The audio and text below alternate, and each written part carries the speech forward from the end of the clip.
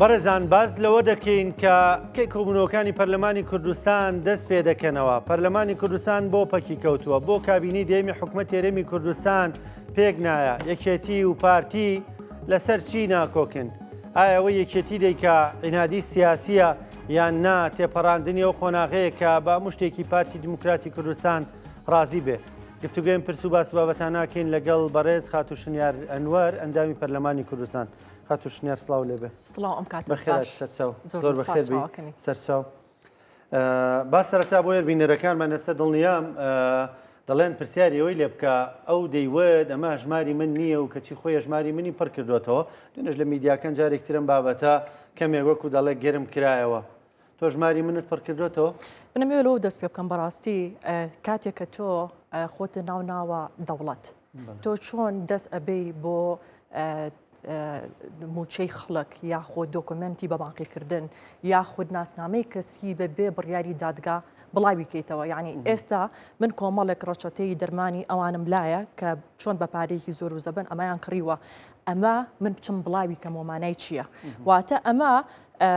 ململانەی سیاسی تۆ ئەبێت لە ڕێگەیەکی گفتوگۆ و ئارگومنتی سیاسیەوە بیکەی، نەک بۆی کە تۆ ڕقل لە منیا من ڕقم لە تۆیە دەست بەرم بۆ کۆمەڵێک بابەتی تاکە کەسی و شخصی. من نەمێت لە خەڵکی کوردستانی خۆشەویست بپرسم و بۆ وەڵامی پرسیارەکەی تۆش هەژمار بەمانای چییە؟ واتە تۆ موچەکە لە جاتوی بەکاش وەگری بە ئەلکترۆنی ئەی تەوتین واتای چییە؟ واتە تۆ موچەکەت ئەبەستیتەوە بەمبانکیکردنی موچە لە ڕێگەی بەغدادەوە. ئێستا موچەی خەڵکی هەرێمی کوردستان کێ دابینیەکە؟ بێگومان وەزیری دارایی ئەو موچەکە دابین ئەکات و ئەم سەرۆک حکومەتی کار بەڕێکەرە تەنها پەیپەرەکان ئەوراقەکان ڕایی ئەکا. لەبەر ئەوە من حەزەکەم لێرەوە بێڵم ئەو موچەیە گەر پارتی دیموکراتی کوردستان بیا بە من لە ئێسا ڕەتیەکەمەوە نامێت ئەو خۆشی و هەروەها کە سوکارەکەشی و ئەوانەشی کە موچەخۆی خوێن هەموو موچەکان لە بەغدادەوەیە. ئەمە تەوتینە ئەمەی کە خەڵک پڕێکاتەوە ژماری من بەڵێ تەنها ناوەکەی ماوە. یعنی باشە من لێرەوە چڵەنجێکی یەکەم ئەگەر ئەم بابەتە باشە ئەو ناڵێک من هەژمارم کردو هەژماری منە دەفەرم موچەی خەڵکی هەرێمی کوردستان بە و مەگەڕێرەوە بە بەغداد. باشە بەڵام خەڵکی هەرێمی کوردستان ئەمە دەزانن تەوتین بەو مانایە دێ دەستوریە دەستوری نییە خەڵک وا تێگەێنرابوو کە تەوتین زۆر باشە. واتە لە بەغداوە ڕاستەخۆ تۆ موچەکە دێتە سەر هەژمارەکەت ئیتر چاوەڕێی وەزارەتی دارایی هەرێمی کوردستان ناکرێ دەیدا دەنێرێ ناینێرێ ڕێ ڕێ ناکەوێ لەگەڵ وەکو فەرمانبەرێکی یاسایی بەسرە ناسریە موسەنا نازەمەر شوێنێکی دیکە موچەکە دێتە سەر هەژمارەکەی. ئەمە نییە ئێستا هاوڵاتیەوە تار چاوەڕێ حکوومەت هێرێمی کوردستان دەکا و هەرەبێ وەزارەتی دارایی خۆمان کاتی لیستی موچە ڕابگەێنێ و ڕێکەوێ لەگەڵ بەغدایە ڕێنەکەوێ. ئەمە کوێی تەوتینە؟ ئەم بابەتەی کە پارتی هێنایەتە بەش وەکو زانستی بڵێت وەکو زانستی ینی وەکو زانستی ئەوە بۆ شتێکی ترە. بەڵام لە واقعدا ئەوەی لە خەڵک تێگەێنراوە هەژماری من تەوتین نییە. هەژماری من چۆن تەوتین نییە؟ هەژماری من تەنها ناوەکەی ماوە ئێمە ناوەڕۆکەکەیمان و کویکەتی نیشتیمانی کوردستان گۆڕی لەسەرەتایە. یعنی ناوەڕۆکەکەی چی بوو کە تەنها کۆمەڵێ بانقە بوو کە تەنها کۆمەڵێ بانقی دیاریکراوە کە خەڵک چی موچەکە بکە ئێمە کۆمەڵێ بانقی ترمان هێنایە ناو هەژماری منەوە بۆ نمونە. بۆ ئێستا ئەوەی کە حکومەتی هەرێم یان بڵێن حکومەتی کاربڕێکەر یان ئەم سەرۆکوەزیرانە بە کاربڕێکەرە تەنها ئیشەکەی ئەوەی کە لیستی موچە ئامادە ئەکا و ئەینەرێ بۆ بەقابانی ئەم سەرۆکی حکومەتە نەمێنێ کەسێکی تر بێتە جێگاکەی یان ئیستیقالەکە موچە چۆنێت موچە بە چ شێوازێکێت هەل ئەبێ وەزارەتی دارایی لە عێراقەوە ئیمزای بکە تاوەکو موچەکە بێتەوە ئێرەبانی ئێمە ڕافیدەین واقعی فدرالی بەڵێ بێگومان لەبەرەوە ئەو بابەتێکی فدرالیە بێگومان یعنی ئەمە بەڕاستی بابەتێکە تەنها بۆ ئەوەی کە سەرنجی خەڵک لابەرێ لەسەر پرسە گرنگەکان لەسەر پێکەنانی حکومەت لەسەر کۆبوونەوەی پەرلەمان لەسەر ئەم هاوپەیمانیە ئێوێ خەڵکەکە بە کۆمەڵشتی لابەلاوە بەڕاستی سەرقاڵ بکە لەبەری خۆی ئێستا وەزعی زۆر خۆی لە وەزعێکی زۆر خراپدایە بۆیە بە بەردەوامی دەسەبا بۆ کۆمەڵێک چەک کە بەڕاستی ئێستا خەڵک حەزم دەکرد وەڵامەکەی تۆ بەو شێوازە بێ بۆ دۆخێک لە دۆخەکان لە قۆناغێک لە قۆناغەکاندا باژماری من ڕازی نەبوون. ئێستا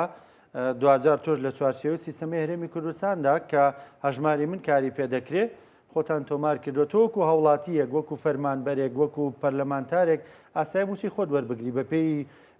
یاسا کار من ئێستاش ئێڵێمەوە ئەو موچی ئەگەر پارتی بماتێ من ڕەتیەکەمەوە ئەو موچی ئێمە کە هەیە لە بەغدادەوەیە بەڕاستی کەواتەمە جۆرێک لە بەبانکیکردنی موچە لە ڕێگەی بەغدادەوە تەنها هەژماری من بابەتەکە ئەوەی لە بەکاشوەری بگرن لە بری هەژماری من نییە لە بریەوە شتێکە بە زۆر سەپانوێتی کە ئەوە ئێستا وەکو یەکێتی کە ئێوێ حکومەتێکی جیاواز بێنێت کە واز لەم لوودبەرزی و سیاست بەکە لە ڕقی ناکرێ بەڕاستی ئەگەر بابەتەکە وابێ من دانی پیانم بەڵام من لە جاریتر ئێڵێمەوە چەڵەنجی ئەوەکەم ئەگەر پێی وایە ئەمە بابەتی هەژماری منە فەرموو با موچی خەڵکی هەرمی کوردستانمان باتێ بە بێگەڕانەوە بۆ بەغداد. بەرحاڵە مۆزوع ینی تێدەپەڕێنین تۆ خۆ تۆمار کردۆ لە ژماری من ئەمە ینی بڕاوەتەوە وەکو پەرلەمانتارێکی کوردستان کە لە من کۆمەڵێک فۆرمیشی بڵاو کردبوو وەکو ئاگاداربی دوای تقریبا 2 کاتژمێر کە لە پێجەکان لە میدیای سەرۆکی حکوومەتەوە کە بڵاو کرایەوە دواتر سڕیانەوە بۆ سڕیانەوە وەڵامەکە لای خۆیانە تۆ خۆت ئاگادار نیت بە هیچ شوێک ئاگادار نیم یعنی خۆیان بڵیان کرد و خۆیان سڕیانەوە بەڵێ خۆیان سڕیانەوە هەم بیدۆشیان لەسەرکردن ئەمە جۆرێک لە ڕادیۆیە کە تۆماریان کرد بەڕاستی ئەگەین بۆچی سڕیتانەوە کەواتە بابەتەکە ئەسڵ و ئەساسی نییە ینی ئەم شتە بۆی ببڕێتەوە هەمیشە نەڵێن مەسەلەن چەند یارخان فۆرمی پڕکردەوە فۆرمەکەت پڕکردوێتەوە ئەمە بابەتێکە بەڕاستی تۆ پێشترا ماژۆ پێکرد دەڵێ ئەمە ڕەبتی بە هەرمی کوردستانەوە نیە ئێستا ژێڵێمەوە موچەکەم پارتی بماتێ من وەری ناگرم ئەم موچەیە لە بەغدادەوە لە بەغدادەوە بە قەولی تۆ لە بەغداوەیە فۆرمەکەت پڕکردوێتەوە ئەو فۆرمێکە باسم کرد کە ئەوان بڵاویان کردوێتەوە فۆرمێکی ساختەیە بۆچی دوای ماوەیەکی ترکە سڕیانەوە ئەوە بابەتەکەی باشە بەڵام فۆرمی ژماری منت پڕکردوێتەوە گەردن هاوڵاتێکی تری موچەخۆری هەرێمی کوردستان ئەگەر ئەو فۆرما کە ڕەبتی هەیە بە بەغدادەوە بۆ تەوتینکردنی موچە بەوانکیکردنی موچە لە ڕێگەی بەغدادەوە وەکو هەر کەسێکی تر ئێستا جارێکتر ئێڵێمەوە ئەو موچەیە کە ئەمە هەژماری من نییە هەژماری من واتە تۆ لە ڕێگەی هەرمی کوردستان و موچەی خەڵک دابین بکەیت تەواو ئەم بابەتە دەمێت ینی تێپەڕێنین بۆچی نەسەر هەندێک لە پەیوەندەکانی نوێنێکێتی پارتی فۆرمەکەت پڕ کردوێتەوە تەواویتر بۆی هەموو دەقێک نەڵێن ئەوە بڵاو کرای ئەوە پڕی کردوێتەوە ئەماوە فۆرمێکت پڕ کردوێتەوە گەر وڵاتێکی ڕەچەتەی دەرمان یان بابەتێکی کەسی و شخصی لێیە ئەمە بابەتێکی زۆر شخصیە بەڕاستی و هەژماری من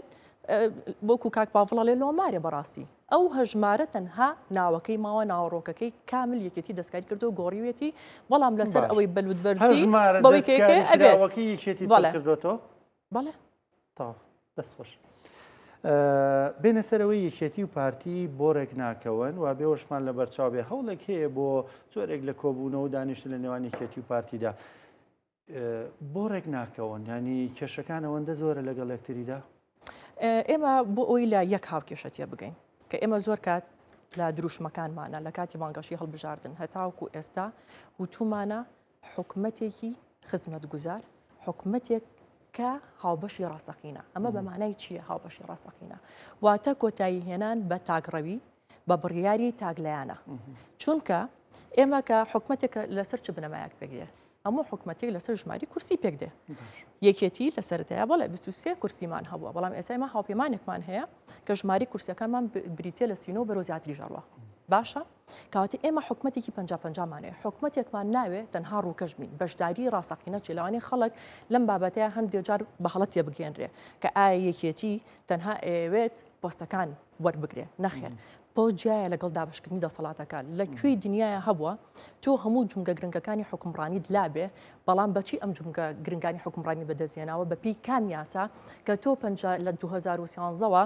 5+1 زۆرم لێت لە ڕێگەی دەنگی پێکاتەکان و بۆ خۆت هێناوە بەبێ گەڕانەوە بۆ لایەنە سیاسیەکانی تر بەبێ ئەوەی هیچ باگراوندێکی یاسایی و دەستوریت هەبێ تۆ هەتاوەکو ئێسا حکمێکی زۆرم لێی خۆسەپێنی ئەەکەی بەڕاستی ئەمە کۆتایی پێهات ئێستا ئێمە ئەبێ لەگەڵ واقعێکی تازەیە تەعامل بکەین کە بریتیە لەوەی کە کورسەکانی ئێمە هاوتای کورسەکانی پارتیەوە کورسەکانی ئێمە لە ڕێگەی خەڵکەوە هاتووی ئێمە نەهاتوین بەڕاستی پارە و داهاتی کوردستان تەخشان و پەخشام بکەین بۆ کڕینی وەلای ئەم پەلەمانتار و ئەم حیزب و ئەم دەسەڵات نەخێر ئێمە هاتوین بە شێوازێکی شەفاف و دیموکراسیانە و تومانە ئێستا لەگەڵ ئەم هاوپەیمانەی ئێستاە ئەمانەوێت بەو شێوازە شەراکەتی ڕاستەقینەی حکومڕانی بین شەراکەتی ڕاستەقینی حکومڕانی چی واتای چی واتە گەڕانەوە بۆ سلفی عقار واتە گەڕانەوە بۆ سلفی زەواج واتە پلە بەرزکردنەوەی فەرمانبەران خەڵک ئەو حکومەتە شکست خواردووی کاربڕەکەری ئێستای ناوێ کە 8 ساڵە بۆتە هۆی ئەوەی کە خەڵک موچەی نەبێ ئەم سەرۆکوەزیرانی ئێستا کە کەسێکی تەشەنەجاویە لەگەڵ هیچ کەسێکە ناگونجێ بەڕاستی نە لەگەڵ جێگری سەرۆکی حکوومەت کاقوبا تاالبانیا ئەگونجێ نە لەگەڵ شیعە ئەگونجێ نە لەگەڵ سونە ئەگونجێ نە لەگەڵ لایەنەکانی تری لە بەغدادا ئەگونجێ کەسێکی تەشەنەجاویە من پێم وایە ئەم قسەی کە ئیکەم بۆ لایەنەکانی تریش بەڕاستی کەسێکی وایە ناوێت لە ئێستاە یعنی تۆ وەکو باسمان کرد واقعێکی تازە هاتوۆتە پێش و تۆ ببی ئەو واقع تازەیە ئەبێ گۆڕینی ئەو کەسە دەکەن ئێمە داوای گۆڕینی تەواوی پاکێجی حکومڕانی ئێساکەین حکومڕانیەکی جیاوازمان هەیە بۆ کورسەیەکە هەیەی لانیکەم بۆ نمونە خۆ ئەگەر 40 کورسیش بن هێشتا پارتی دموکراتی کوردستانی 39 بۆ 40 کورسی هەیە لە پەرلەمانی کوردستان خۆی و دۆستەکانیشیانی ئەوانشی کە نزیکن لەوە ئەوانش حەقی خۆیان نییە کەسێک دەستنیشان بکەن بە دڵی خۆیان بۆ سەرۆکوەزیرە ئێمە نەمانوتووە بەبێ پارتیە توانین حکومەت پێک بێنین پارتیش بەبێ ئێمە و هاوپەیمانەکانمان ناتوانین حکومەت پێک بێنین بەڵام ئەوەی کە ناکۆکی دروست کردە لەگەڵ ئێمە لەگەڵ ئەوانە ئەویش ئەوەیە ئەو پێی وایە کە ئێوێت زۆرینەی پۆستەکانی پۆستە سیادیەکان و پۆستەکانی حکومڕانی پاکێجەکانی حکومڕای سەرۆکی حکومەت و سەرۆکی هێرم لای ئەو بێ ئەمە بۆم واقعی ئێستا کۆتایی پێ هاتووە بەڕاستی ئێستا سەردەمێکی تازەیە ئێمە بە قورسایەتی 40 کورسیەوە یین بەرامبەر 40 ئەبێ بە زیاتریش یین بەرامبەر پارتی ئێمە نەمانوتۆ پارتی لە هاوکێشەکە دەرەکەین و ئێمە نەمانوتۆ ئێمە حساب بۆ پارتی ناکەین و نەشمانوتۆ بووینێ داوای هیچ پۆستێ بکە نەخێر ئەڵێن ئەم حکومەتە وەکو سەرۆکیەکێتی بەڕێزکار پاڤۆلیش وتی 50 بە 50 نەخێر ئەو هاوپەیمانەتی ئێمە کۆمەڵی ئەجەندا و بەرنامەیە کە هەڵقوڵاوی داخوازی و داواکاریەکانی خەڵکی کوردستانە بەرنامە و ئەجەندای کاری یەکێتی ئەمانەوێ ئەمانە بەرینە سیستمی حکومڕانیەکی جیاواز لە هەموو دنیاە یعنی من ئەمێ ئەوە باس بکەم سۆدانی سەرۆکوەزیران بوو تەوا حکومەتەکەی تەسلیم کرد ئەلی زەیدی ئێستا هاتوۆتە سەر حکم یعنی نابێ نەفەسێکی تازە بێتە ناوکای حکومڕانیەوە با ببینین با جیاوازەکان ببینین بەڕاستی ئەمەیە نیگەرانیەکانی یەکێتی کە پێی وایە کوردستانی دەستکەوتی زۆر بووە بەڕێز مەسرور بارزانی سەرۆکوەزیران دەڵێ دەستکەوتی زۆر بووە لە ڕووی ئاوەدانی و لە ڕووی خزمەتگوزاریەوە دەستکەوتەکان ڕۆژانە ئەنی دەژمێرن دەڵێن بە شەقامەکانەوە دیارە بە سیمای شارەکانەوە دیارە بۆیە گرنگە بۆی پرۆژەکەی تەواوکە 4 ساڵی کەش سەرۆکوەزیران بێ باشە بەپێی لەسەر چ بڕیارێک هاتووە بۆ نمونە ئەوەی کە تۆ باسە کرد کە جادی باشەکە هەموو کەس پێمان خۆشە با جادی باش بکە بەڵام ئەو داهاتی کە هەیە بەس داهاتی ئیبراهیم خەلیل ئەتوانی هەموو ناوچەکانی کوردستان وەکو یەک ببوژێنێتەوە بەڵام بەداخەوە ئەو نەیتوانیەوە سەرۆکوەزیرانێک بێ هی هەموو خەڵکی کوردستان ئەو سەرۆکوەزیرانێکە تەنها بۆ چوارچێوەیەکی تایبەت کە خۆی بێت و بەرژەوەندەکانی خۆی کامەیە دەستکەوتەکانی بۆی کە ئێستا نرخی بنزین کە بەرز بووەتەوە کامەیە دەستکەوتەکانی بۆی کە ئێستا نرخی کارەبای بچوار کاژمەری بەرز بووەتەوە کامەیە دەستکەوتەکانی بۆ ئەوەی کە کۆمپانیاکان لە ڕێگەی کۆمپانیاکانەوە بارگرانی بۆ سەرژانی خەڵکە هێنێ کامەیە دەستکەوتەکەی کە جادە ئەکات و سەری خەڵکە تاشن لەسەر کۆمنتێک و ڕەوانی سلێمانیەکەن کامەیە دەستکەوتەکەی بۆی کە خەڵکێک لەسەر کۆمنتێک ئەگیرێ کامەیە دەستکەوتەکەی کە دامەزراوە گرنگەکانی حکومڕانی بەکار بێنێ بۆ ئەوەی کە تۆ ئێستا کە قسێ بکەی بەدڵی ئەو نەبێ بەیانی لە ڕێگەی وەزارەتی ناوخۆشکات لێ بکە کامەیە دەستکەوتەکانی بەڕاستی نەفەسێکی نێشتۆ بۆ خەڵک ئەو دەستکەوتانەی کە خەڵکی تووشی قەرزەکە کوردستانی تووشی قەرزاری کرد کە موچەی خەڵک بە سێمان و چارمانیش نەیە ئیداهاتیم خەڵکی کوردستانە لە چیا بولۆی بەبەست حیزبی پێ بکڕیت و پەرلەمانتاری پێ بکڕیت باشە خاتۆ شنیار دەستکەوتەکانی ئێستا بینەرێکی بەڕێز دەڵێ بۆ نمونە دەڵێت شنیارخان ڕاست دەکا و ئەو ڕیزە خاڵەی کە ژماردی بەڵام دەڵێ یەکێتی هاوبەشنیە لە حکومەتەدا یەکێتی هاوبەشی ڕاستەقینە نەبووە تەنها ڕێگری لە بڕیارە سەقەتەکەی با بۆ زمانە قسە بکەم سەقەتەکەی ئەمیان گرتۆ بەڕاستی یەکێتی من ئەمێ بەبیری خەڵکی خۆشەویست بێنمەوە کاقوبا تاالبانی جێگری سەرۆکی حکوومەتی هەرێمی کوردستان بۆچی 6 مان لە کابینین و هاتە دەرەوە بۆچی هاتە دەرەوە بۆ هاتە دەرەوە لەبەرەوەی دەسەڵاتەکان شۆڕ نەکراوە بۆ هین چۆن پێڵەن بۆ ناوخۆ باشە بۆ حکومەتی مەحەلی مەبەسەکەم ئەوەیە دەسەڵاتەکان شۆڕ ناکرێت ئەو داهاتی کە دابەشەکرا باشە بە یەکسانی نەهاتە ناوچەکانی کوردستان لەبەر ئەوە بە ڕێزیان هاتە دەرەوە و بایکۆتی کابینەکەی کرد بۆ ئەوی دەسەڵاتەکان بگرێتەوە بۆ ناوخۆ معقول نییە من ئەم قسەیە ئەەکەم بەڕاستی یعنی لە چ کۆی دنیاە هەبووە تۆ سەرۆکوەزیرانە لابێ سەرۆکی دیوانە لابێ باشە ئەگەر بتێ وەزیری دانیێ بڕیارەکە بگەڕێتەوە بۆ خۆت ئەگەر بتێ کە ناسێ دابنی لە هەڵەبجەیان لە شوێنێ بگەڕیتەوە بۆ سەرۆکوەزیران نەخێر ئەم بابەتەی یەکێتی ئەمی کە ئێوێ کە ئێمە ئەڵێن پۆستمانەیە کاکە پۆز وەرگرتن زۆر ئاسانە بەڵام ئێمە ئەمانە کێشی پۆستانیە نەخێر ئێمە دابشکردنی دەسەڵاتەکانمانەوێ وەزارەتی ناوخۆ دەکەن بۆیە ناڵن کابینەکە پێ ئێمە ئەمانەوێ دەسەڵاتەکان دابشکرێ بەیانی سەرۆکی حکومە لای من نییە ئەگەر جێگرەکەمان پارتی بێ باشە ئەو وەختە من چ مافێکم هەیە کە بەیانی پێشنیازە یاسایە یان پرۆژیاسایە بخەمە پەرلەمانەوە ئەبێ جێگری سەرۆکی حکومەت کە پارتیە بۆ نمونە باشە ئەویش بە هەمان شێوە مافی ئەوەی هەبێ مافی ویددیو یاساکانی هەبێ واتە دابشکردنی دەسەڵاتەکان دەسەڵاتی سەرۆکیانە بڵێ یعنی دابشکردنی دەسەڵاتەکان بۆی وازح بێ لای خەڵکی خۆشەویست چکە تۆ کە پۆست لابوو ئەتێ بۆ خزمەتی خەڵک بەکاری بێنی ئێگە بڕیارە لانە بوو کەواتە ئەم هەموو یعنی بابەتەکە زۆر وازەحە کە پێداگری یەکێتی کە ئێمە ئەڵێن حکومەتێکی خزمەت گوزار واتە دابشکردنی دەسەڵاتەکان و دابشکردنی داهاتەکان بە شێوازێکی یەکسان بۆ ناوچەکانی کوردستان واتە یەکێتی لە ئایندەیە من دڵنیام پرۆژەیەکی زۆر باشی هەیە باشە بەوەی کە چۆن دەسەڵاتەکان شۆڕ بکرێتەوە بۆ ناو حکومەتی مەحەلیش بۆی بتوانن لەسەر ئەساسی ڕێژەی دانیشتوان بۆ لە بڕیاری ئەوە بنکە کێدا ئەمزرێنیان کێدا ئەمەزرێنن خەڵک دەنگی بە پەرلەمانتاران داوە بۆی کاریان بۆ بکەن بە دوای کێشەکانیاندا بچێن پەرلەمانی کوردستان بێەوەی هیچ بکایسە لێ ئێوە لە پشودان لە پشووی وەرزی خۆتاندان ینی پرسیارانی ویژدانیان وەڵامم بەرەوە ناخۆش نییە بێگومان هەزبن بیانی مرتاح ناوها کە هیچ ناکەن و خەڵکیش چاویلەوەی کە پەرلەمان کارە بێ من پێم خۆشە ئەمە ڕوونکەمەوە لە بەرنامەکەی جەنابتە ئێمە کە باسی پەرلەمانەکەین زۆر کات پێمان وایە پەرلەمان ئەوەیە کە تەنها لە ناو قەعەکانی پەرلەمانابی تەنها مناقەشی دیبیتکەیت تەنها یاساکان تێپەڕکەی ئەمە بابەتێکی تیشە ئەوەی کە ئێستا ئێمە لە دەروی پەرلەمان کە ئیکەین بە دواداچوون بۆ کێشە و گیر و گرفتی خەڵک من ئەگەر باسی خۆ بکەم هەفتانە لە نووسینگەی پەرلەمانی کوردستان لە سلێمانی خەڵکە بینم بە دواداچوون بۆ کێشەکانیانەکەم لەم ماوەیە لە یەکی لە گەڕەکەکان کۆمەڵی کێشە هەبوو مەیدانیان چوونەتە لایەن بەڵام ئێمە ئەگەر بمانەوێ لیژنەی پەرلەمانی لەسەر ئەساسی عیلاقات باشە بێگومان ئەم حکومەتە ئێمە دڵمان پێنایەوە بۆیە ئەگەرمانی لێشان پرسیینەوە زۆر قورسە بەڵام ئەمی ئەمۆزئی دروست کردووە ئێمە نین و پێشمان ناخۆشە بەڵام ئەوەی کە ئێمە پشگیری حیزبەکەی خۆمانەکەین کە بەم شێوازە حکومەتێکمان بۆ پێگنێنەکە لە حکومەتەکانی پێشوو بمێنێ ئێمە ئەمانوێت لە ئێستا بەم شێوازە ممارەسی خۆمان بکەین لەبەرەوە ئێمە گەر بمانێ وڵاتێک پێشکەوێ بەڵێ قسەکەی جەناب ڕاستە بە یاسای باش پێشەکەوێ بە لێپرسینەوە پێشەکەوێ بە دەرکردنی پۆلیسی باش پێشەکەوێ بەوەی کە دەرفەتی کار بۆ گەنجەکان دروستکەین پێشەکەوێ بەڵام ئەوەی کە هەیە کە من لەسەر خۆم و هاوڕەکانم قسە بکەم بە ویژدانەوە بەڕاستی ئێمە بە بەردەوامی بەداداچوون بە کێشە و گرفتی خەڵکی من ئەمڕۆکە لە بەرنامەکەی تویان سێ پێشنیازە یاسام ئامادە کردووە ئەگەر ئیشەڵڵا پەرلەمان کارا بێتەوە ئێمە بتوانین خزمەتی زیاتری دەنگدەرەکانی خۆمان بکەین بەڵام ئێستا واقعەکە هاتوۆتە پێشەوە کە خەڵکی کوردستان نایبێت حکومەتێکی هەبێ هاوکێشەی حکومەتەکانی تر ئێستا لەوانەیە خەڵک بپرسێ ئەوکەی خۆپارتیە لە پەرلەمان پێک بێ لە زۆربەی بۆ نمونە بەیاننامەکانیانەکە باسیەکە بەڵام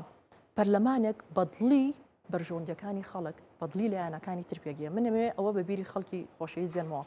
ئێمە لە کوردستانە باشە لە سلێمانیا دەسەڵاتەکانمان دابشکریان دابشمان نەکرد نەمان نەبە گۆڕان زۆربەی وەزارەتەکانی ئێستا لای گۆڕان نییە بۆ نمونە